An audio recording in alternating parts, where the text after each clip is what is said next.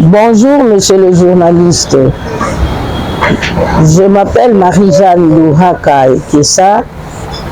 Je suis cadre dans le parti Engagement pour la citoyenneté, parti cher à monsieur le président Martin Fayulu Madidi. Je suis la vice-présidente dans ce parti et ainsi nous luttons pour la dignité du Congo, la liberté, l'indépendance du Congo, etc. Je suis Henri Christophe Longenja, je suis secrétaire exécutif du collectif 24 et puis directeur exécutif du CODOD, c'est-à-dire le Comité des droits de l'homme et du développement. Ok, maître. Maître Henri Wembolo Aochoudi Kenge, avocat, défenseur des droits de l'homme, président ONG Alliance pour l'universalité des droits fondamentaux, AUDF. Monsieur le journaliste, ce qui s'est passé dans la nuit de dimanche à lundi dans la prison Makala, en tout cas, c'est déplorable, c'est inadmissible. Comment quelqu'un qui est privé de la liberté, qui est placé en détention et qui n'est même pas encore condamné, parce que la majorité des gens qui sont là-bas ne sont pas encore condamnés, ce sont des détenus à titre préventif. Alors, comment une personne que l'État a placée en détention, soit par condamnation, soit par détention préventive, meurt comme ça? Et la presse en a parlé. Il y a 24 personnes mortes par balle et d'autres par étouffement parce que il y a eu tentative d'évasion. Bon, monsieur le journaliste, nous attendons l'enquête et nous souhaitons que cette fois-ci que l'enquête aboutisse.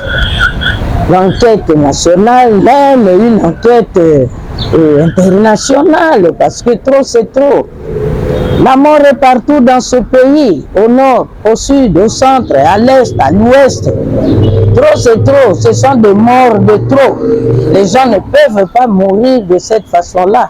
Et puis c'est curieux, comment les gens qui veulent s'évader vont au pavillon 9 pour violer les femmes, prendre les femmes, les amener dans leur pavillon. C'est une activité de gens qui se sont préparés pour s'évader. En tout cas, l'enquête va éclairer cette situation. La lecture que nous pouvons faire, c'est vraiment déplorer d'abord les pertes en vies humaines. Et comme nous avions tweeté en disant que ce carnage-là n'avait pas son sens d'être.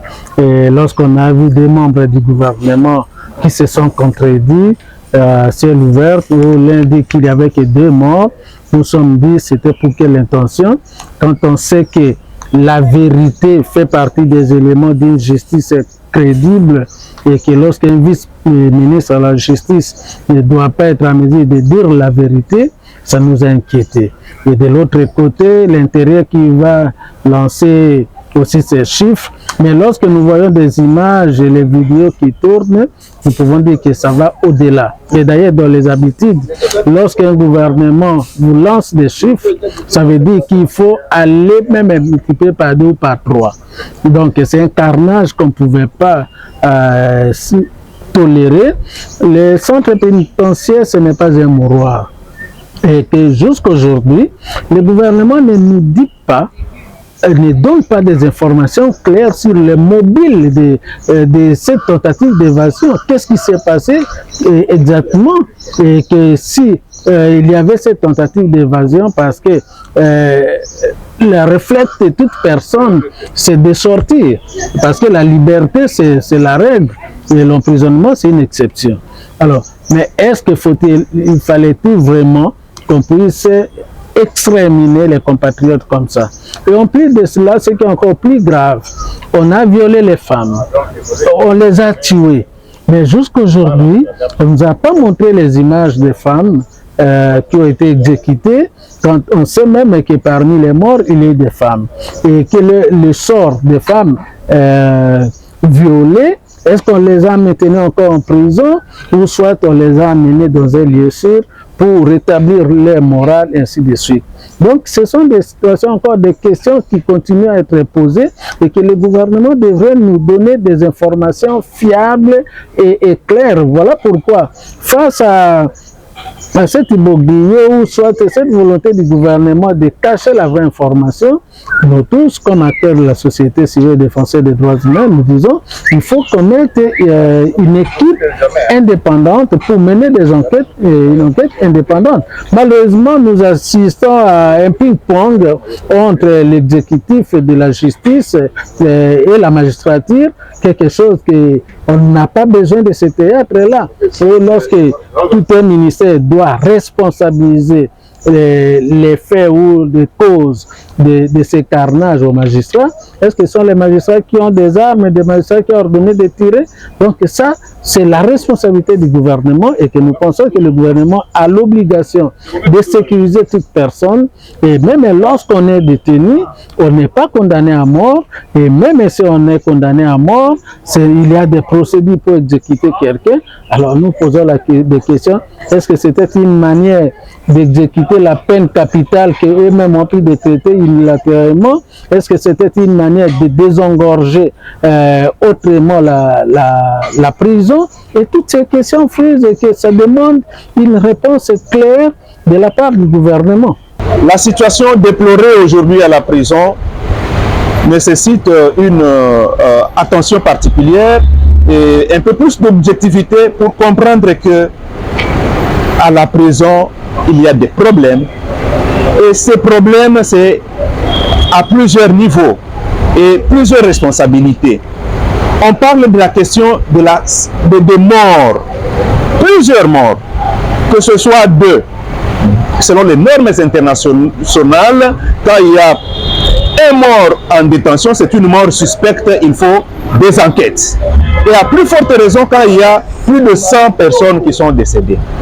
Mais on va encore se demander comment des personnes tuées en pleine prison. Parce que celui qui est au sein de la prison n'est pas dans l'insécurité, il mérite d'être seulement maîtrisé. Mais aller jusqu'à tuer, nous disons, il faut voir encore avec les services de sécurité. Est-ce que nos services de sécurité affectés à la prison ont été à la hauteur de leurs tâches? Est-ce qu'ils maîtrisent vraiment le travail qu'ils doivent faire? Ça, ce sont deux problèmes et nous pensons qu'à ce stade, il faudrait une commission d'enquête comprenant le ministère de la Justice à la tête, le ministère des Droits humains, la Commission nationale des droits de l'homme et des ONG en vue de faire de l'éclairage sur tous les problèmes qui se posent. Est-ce que c'est un problème? Est-ce qu'il y a des murs qui ont été détruits ou des portes détruites? Ce sont des questions auxquelles vraiment il faut attacher une grande importance. Savoir aussi, est-ce qu'il y a eu des gens de l'extérieur qui se sont infiltrés pour faire ce qui s'est passé à l'intérieur? C'est autant de problèmes. Mais si c'est seulement à l'intérieur, moi je crois qu'on devrait maîtriser la situation. Et il faut encore maîtriser cette situation aujourd'hui. Et donc, nous recommandons qu'il y ait une commission mixte qui peut examiner la situation et demander aussi à la justice de faire encore davantage son travail. Et partout là où il y a des erreurs pour les cas de détention irrégulière, vraiment c'est le moment de comprendre qu'il y a une nécessité aujourd'hui de procéder à la conscience à tous les niveaux et dans tous les services pour que la justice, le respect des droits de l'homme soit partagé et soit profitable à toute la société dans un état de droit. Le président Martin Fayulu, c'est depuis des années qu'il appelle les Congolais à être ensemble dans la cohésion nationale. En 2019, il avait publié un papier dénommé plan de sortie de crise en 2019. Et maintenant, suite au simulacre d'élection où nous avons vu pendant une semaine, les gens avaient des machines à voter, d'autres allaient dans des bureaux appelés bureaux de vote, et on nous dira que voilà, cette activité-là, ce sont les élections. Nous disons non, les élections, c'est pas comme ça. C'est pas comme ça. Et l'autorité qui dirige, monsieur le journaliste, nous ne cesserons pas de le dire. Le pays n'a pas à proprement parler connu des élections crédibles, libres, transparentes, des élections comme il se doit. C'est pourquoi le président Martin Fayulu demande à ce que le peuple congolais se mette autour d'une table à travers ses leaders, à travers la société civile encadrée par nos pères spirituels, les églises. C'est ça. Comme ça, nous allons nous entendre dans un même esprit. Nous sommes des Congolais, Congo et Kolomoko.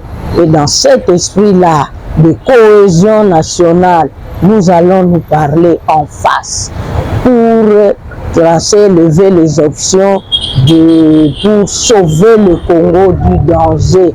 Le Congo court un grand danger de balkanisation, de voler en éclats, un grand danger de diminution de sa population. Plus de 12 millions de morts, si pas 15 millions de morts.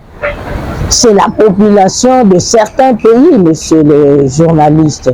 Trop, c'est trop. Nabanza ndeko mwana mboka Martin Fayulu asenga dialogue.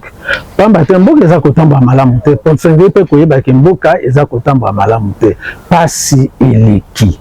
Polembi pasi eleki na ba secteur nyonso pasi eleki. Et puis banguna baza ko attaquer ko boma ba mobonde pai ba M23 pai ba to Alliance Fleuve Congo pai ba mai do bato baza ebele mikolo nyonso nza batangama oyo eleki na makala eza ko salema na ba coin ya etando ya mboka. Yango ana obi no esengeli tokende na dialogue toyeba likambo nini eza koleka solution nini tokoki kozwa na banza biso na niveau ya collectif encadre na CODOD tango kaka maponami esalemi na muya ndenge esalemaki na tongo nango tosengaki tobi te na ndenge maponami esalemi esengeli bato bakende na dialogue eza te mpona komettre en cause banini ba institution établie kasi bato totala likambo nzela moko mais tokoki kosangisa lombela ya dialogue na makambo eleki na makala te wana ezali ata na relation moko te kasi na dialogue wana pe oyo eleki na makala ekoki kosala pe sujet ya dialogue bayeba comment bayi prisonnier na biso baza kobatelama et lisusu mpe ya kokamwa te makambo wana elekaka surtout prison ya makala batakaka yango kaka so tata mokonzi aza te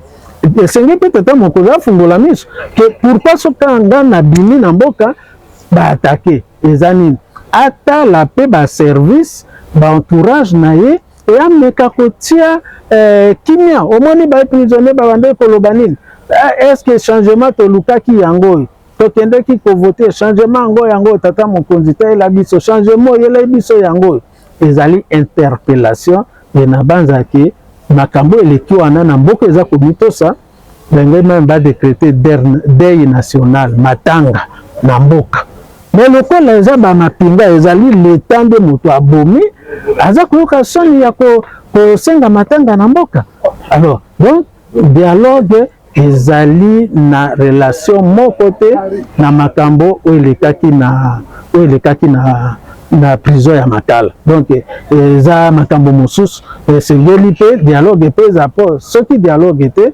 tokosuka mboka ekokende kaka bongo veke ezali malamu te. Eloko nini conseil nini kopesa na ministre Constant Mutala mpona makambo eleki azwa baikano nini? Bon, na banza conseil toki kosenga na ministre omoni totali mpe na makambo elekaki na cabinet na ye tout ça, mais eloko na kosenga na ye asenga baluka table ronde au cadre moko mpo tozoluka kaka dialogue yango entre ye na magistrature basolola parce que eza bapouvoir mibale ye aza na exécutif, magistrature aza na justice, ye aza kotala ndenge justice esengeli kofonctionne, eza administration ya justice, mais bapouvoir judiciaire eza baye magistrat. Kasi koswana ya bango wana bavictime nde biso baye population esengeli baluka etata mokonzi lokola magistrat suprême na banza te asengeli kosenga ndeko mwana mboka ministre d'état ministre ya justice Constant na baye magistrat bakutana batrouve chemin d'attente pour que bayeba ndenge nini basengeli kotambwisa moto na moto ayeba banzela na ye immixtion ezala te ngongo wana tokovivre justice ya malonga. Mais na makambo mpe eleki na Makala eloko tokosenga ye aétabli ba responsabilité abanda d'abord kokanga directeur ya prison ya Makala. S'il faut exiger ba démission, il faut pas démissionner et puis apesa biso rapport ya malamu ezala rapport lokola vice na ye asalaki te ye moko azalaki te lokola azongi mboka alukazo ya bainformation mpe apesa bayi congolais rapport ya malamu mpe ainitie commission indépendante wana bayi droit de l'homme mpe tozala na kati mpo ke toyeba vérité ezalaki nini ekozala mpe manière na ye ya kohonore bayi congolais wana oyo bakufi ebele. Makambo oyo eleki na prison ya Makala ya liboso topesa ba condoléances na ba famille ya ba victime nyonso oyo toyebi ke batu bakufi ebele, toyebi pe ke ba mama mususu bazalaki violé kuna. Eza makambo eza kopesa somo eza pe pasi pona bango événement yango esalemi wana, mais pona biso na cadre ya AUDF Alliance pour l'universalité des droits fondamentaux toyebi ke ba ONG mususu baza kolandela pe baza koloba mutu na ndenge na ye, toyebi ke ezali mabe parce que batu bakufi eza ya ko discuter te eyebani soki bapesi ba nombre ya batu ke bakufi 100 eza déjà trop. Ata batu mibale ata mutu moko kokufa na détention eza kaka problématique na ba norme internationale balobi ka ya décès na kati ya établissement pénitentiaire eza suspect, il faut enquête esalema na makambo oyo ndenge eleki ekozala malamu pe gouvernement na biso wana tokosenga na ministère ya justice elongo na ministère ya droits humains, commission nationale des droits de l'homme na ba ONG bazala esika moko pona kolandela likambo wana makambo elekaki ndenge nini, quelles sont les causes ya ba mort wana. Toyebi ke tentative d'évasion ezalaki, mais est-ce que pona tentative d'évasion il faut batu ebele bakufa na lolenge oyo uti koleka? Point d'interrogation. C'est pourquoi il faut vraiment moi enquête salema pona koyeba ebele ya batu wana bakufi ndenge nini ya liboso yango wana. Ya mibale eza problème ya sécurité ya prison. Sécurité ya prison na batu baza ko sal ko kengela ba prison, je pense que eza moins différence lolenge ya ko salela libanda na kati. Mutu soki aza na kati ya prison asali mbeba asali mabe aza déjà empêché d'aller et de venir, batu wana ye eza déjà limité. Mutu wana soki aza na kati ya prison alingaki akima bakoki koboma ye te. Soki babomi wana il faut kolandela pe batu oyo babomi mutu na ndenge wana. Alors sécurité ya prison à partir ya libanda, est-ce que batu bakimaki apako bima na prison babimi ndenge nini? Ba porte babukaki ba porte babukaki ba mur na tango bazosala makambo wana baagent oyo ya sécurité baza affecté kuna na prison bazalaki wapi, basalaki nini?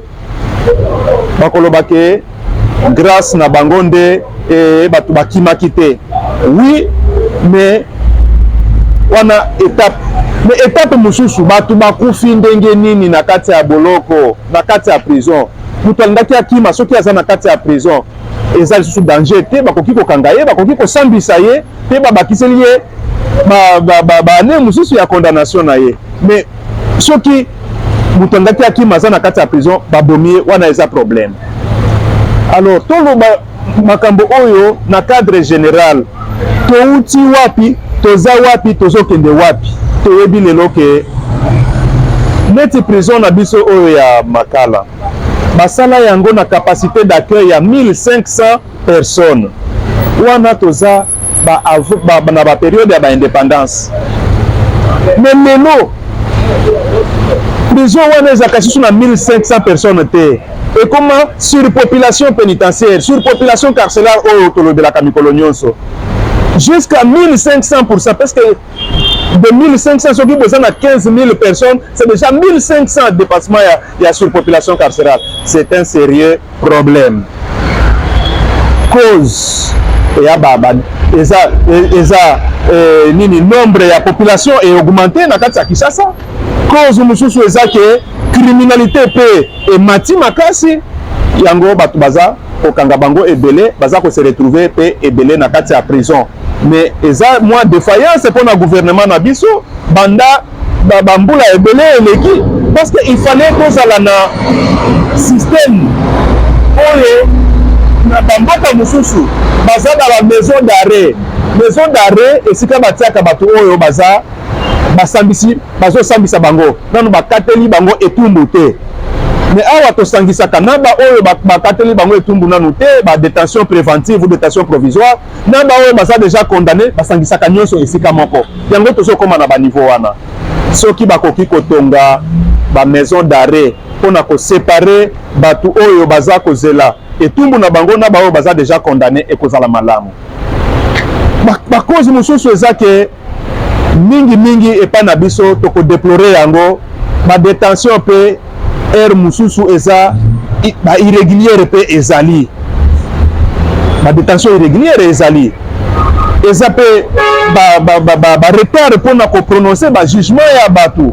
Donc eza ba cause oyo nyonso wana nde esali ke tokoma na niveau wana lelo na niveau ya administration pénitentiaire mabe ezali kokoso ezali. Mais avantage toza nango bauti kozwa baloi oyo ya sika sur les principes fondamentaux relatifs au régime pénitentiaire. Touti na ordonnance numéro 344 tokomi na loi oyo ya régime pénitentiaire. Loi yango eza bien na ba niveau ebele, parce que eza na ba mesure ebele ya réinsertion ya semi liberté pona batu mutu aza na kati ya boloko pe akoki kobima libanda kosala musala na ye azongi kolala. Donc eza loi moko eza malamu, mais il faut ba mesure d'application ezwama na lombangu nyonso po ete loi wana ezala totalement appliquée. Par exemple na kati ya loi wana balobi soki mutu aza na situation ya détention irrégulière na kati ya boloko, directeur ya prison bapesi ye pouvoir ya kolibere mutu wana après ko informer magistrat oyo aza na dossier. Eza makambo oyo eza kitoko, eza malamu. Soki tosaleli yango toko éviter ba makambo oyo ekomeli biso na prison lelo. Voilà pourquoi tosengi na gouvernement basala ba enquête ekende pona koyeba ba cause nyonso na ndenge ya bien pe ba mesure ezwama pona ko éviter lisusu ba makambo ya ndenge wana. Kuna na prison Makala na boloko oyo ya Makala ezali pasi pe mawa bandeko bakangemaki pona likambo songolo ba mususu pona mwa likambo muke oyo kokaki nango kutu kosila sans que batia ye na boloko bakufi. Eza pasi pe mawa bakonzi balobi te batu zomi na mine bakufi na masasi minduki. Prisonnier bazalaka na masasi na minduki te. Nani abomi bango na masasi na minduki? Batu ya leta, la police. Zako mona musala nini police azosala. Batu wana bazalaki kaka na kati ya boloko. Mutu moko awutaki libanda akota na kati te. Ndenge toyoki. Me batu koleka ba 129 bakufa kaka boye. Étouffement ya ndenge nini. Minduki wana babetaki bango masasi pona nini. Balaki na kati ya prison. Yango wana naza koloba, monsieur le journaliste, enquête boluki kotuna tuna nde ekoyebisa biso solo polele makambo nini elekaki. Batu oyo bazwi likanisi ya te bakima na bango na prison. Bakokende na pavillon 9 bakende ko violer basi. Bazwa basi musu bakende na bango na pavillon na bango. Za komona ke bakambo oyo elekaki mukolo wana ya dimanche po tongo eta na lundi ezali ko pesa pasi pe mawa toza mituna ebele enquête salama po toyeba la vérité po te na mboka na biso kufa eleki ndelo na este kufa na nord kufa na ouest kufa. Mobondo aza wana Kisasa na Yumbi kuna boyebi makambo elekaka na Yumbi nani bikolo mibale oyo banunu na nani ekolo mususu bazalaka kuna bamundi Kisangani o balengola na bambole bazobunda. Mwa mikolo elekaki pigme na babantu babundi kote ya Lubumbashi. Na Kasai kuna ote bakamwena nsapu bitumba ya bakamwena nsapu. Na Kwango awa pembeni awa Mobondo bateke na bayaka. Tonki na moya lelo bikolo nyonso ya minene ya Congo bakomi kobunda oyo contre oyo mboka ezokende ti wapi. Lobi tokoyoka bamongo baboyi na mbandaka eza mboka na bango babundisi bikolo mususu. Donc mboka ngo ekozalaka ekolo contre oyo. Nyonso wana pembeni ya mboka oyo ya minene. Na Kisasa Mobondo baza wana maluku eza Kisasa na Lubumbashi bapigme na babantu babundaki.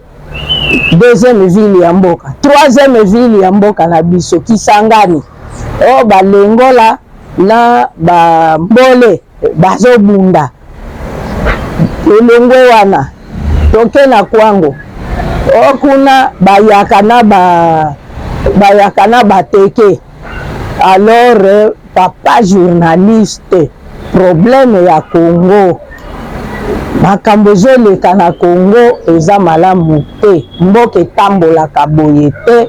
Gouvernance awa na Congo eza malamu te. Esengeli Congolais totelema na kati ya bomoko. Congo na biso eza se moko. Congo ekolo moko, biso nyonso toza ekolo moko, toza Congo. Yango oyo président Martin Fayulu alobi cohésion nationale. Tokei na mesa bayi politiki baya banganga nzambe ezala ya katoliki protestant to nini ba père spirituel bakamba biso tosolola toyeba ndenge nini tokobunda mpona mboka na biso. Mama nabanzaki eloko eleki tokoki kobenga yango oyo babengi crime contre l'humanité parce que gouvernement Mbula Matari mosala na ye ezali mpona kobatela bato. Même temps soki bamemi moto na prison eza te mpo baki akende kokufa bamemi pour que abongwama azala citoyen ya solo yango babengi yango centre pénitentiaire de rééducation pour que bapesa epe mayele mosusu abongola makanisi na ye.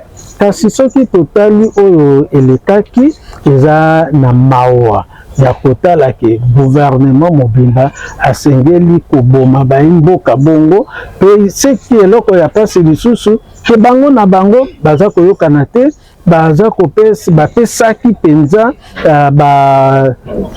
motango ya bibembe oyo elongo bani te ya mosusu surtout ya kosala pasi mawande ya komona justice aya aloba te bato bakufaki kaka babale na mboka mosusu d'ailleurs tokosenga nde démission ya ministre ya justice na vice na ye surtout vice na ye moto akosaki ke bato bakufaki kaka babale asengelaki ayoka soni mpe adémissionné pe directeur ya prison na banza te na minute soki justice ezalaki malonga bari magistrat nao basengelaki kokanga directeur ya prison mpe na bato nyonso bazalaki na surveillance ya prison basengeli bakangama mpe acte wana ekoki koleka kaka bongo te mais gouvernement bazomona comme si likambo moko eleki fait banal eleki nango ka bongo yango toza komituna est-ce que ezalaki lolenge ya gouvernement ya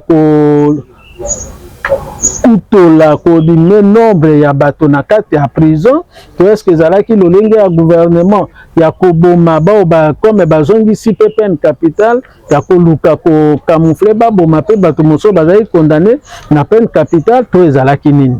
Alors bamituna nyonso wana esengeli gouvernement apesa biyano gouvernement aza koloba bayi prisonnier bayengai bakima na contexte nini pe nana yaki ko-occasionner te bakima po eza esika oke babatela yango makasi. Alors gouvernement asengeli kopesa biso biyano wana lisusu bamama bazalaki violé bamama mosusu bakufaki gouvernement azoloba eloko moko te lelo tongi toyeba bamama bazalaki violé mbano na bango eza nini baza wapi batie bango wapi baza na morale ndenge nini mais eza eleki kaka ndenge wana yango wana ekoto za komona bitumba ya maloba entre bayi magistrat na ministère ya justice alobe eza faute ya bayi magistrat mais soki magistrat akangi moto akomema ye wapi ifa mema ye na kaso na prison lelo obie batinde su bato na makala te na ndolo te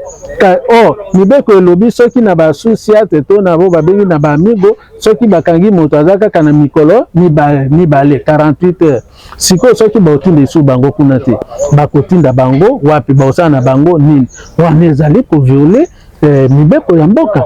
Alors na banza te bato ya bakoloba bosembo ezali pe ndenge mosusu ya kotosa justice na biso pe soki ndeko Constant Mutamba na vice na ye baza na posa ke batombola justice na biso esengeli bamesana ya koloba bosembo liboso po bosembo nde etomboisaka justice mais soki toye na makambo ya lokuta eza koboma justice. Voilà pourquoi tokosenga vraiment batia commission moko oyo tobengi indépendante po ke esala baenquête toyeba bato bakufi litango boni eloko nini elekaki bamama bazalaki violé baza wapi bato bazoki baza wapi baza na bacondition nini mpona nini batumbi babiro mpona nini batumbi badepot mpona nini batumbi l'hôpital nyonso tu wana eza na ntina ke toyeba yango pamba te